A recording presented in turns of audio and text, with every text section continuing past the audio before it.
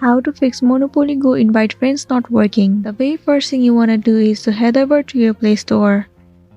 In the search bar, search for Monopoly Go. Move into this app. So right here, instead of play, if it shows the option of update, then your application is not up to date, and it might be one of the reason that you are facing this issue.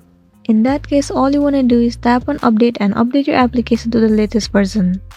Now the next thing you can try doing is head over to your settings. Move into apps. Tap on see all apps.